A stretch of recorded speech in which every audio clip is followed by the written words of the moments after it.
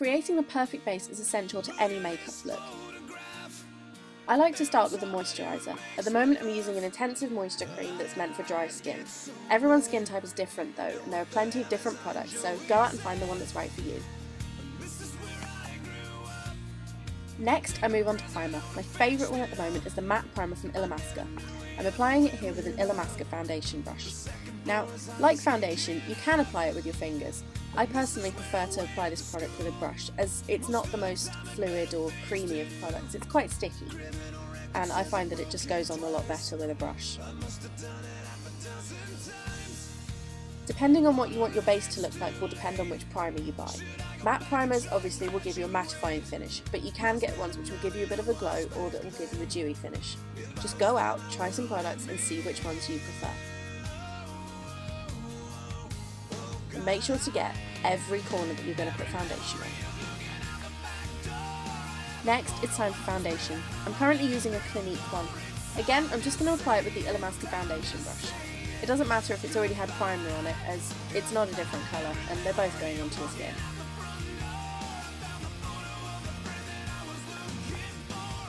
This foundation is very long lasting, but to make it last just that little extra bit longer, I'll take any that's left on my hand and buff it in with an e.l.f. powder brush.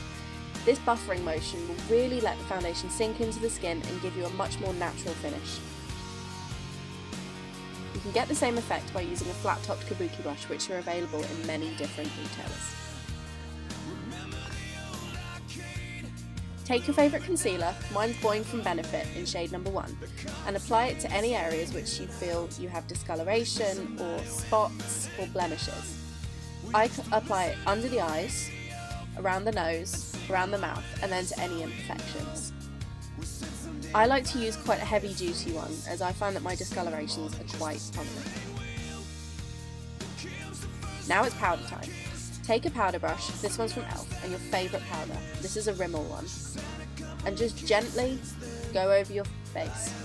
Applying powder will allow your foundation to last a lot longer.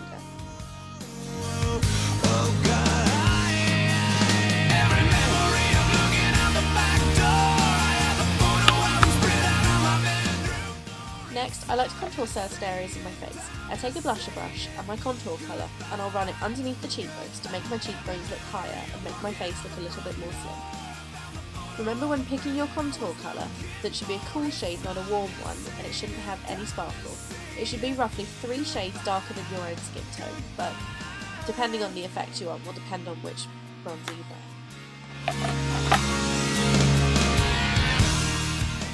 I then take a large flat-topped eyeshadow brush, dip it into the contour colour and remove any excess on the back of my hand.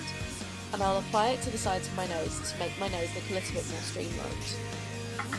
This is an optional step, but I like to make my nose look a little bit more slender.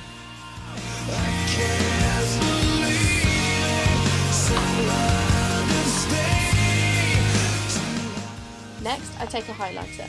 You could use the highlighter that was in the Duo set, but I really like Benefit's High Beam at the moment. I'll just take a few drops, put it above my cheekbones and just blend in. Highlighting will allow you to refract more light off of your face when taking pictures or out in the sunlight.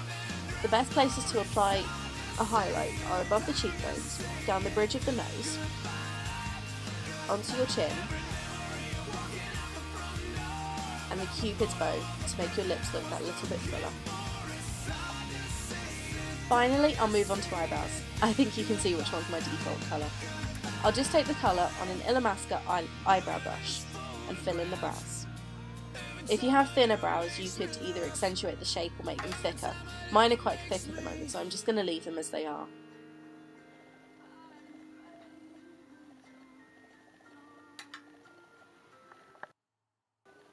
And then you're done. Have fun!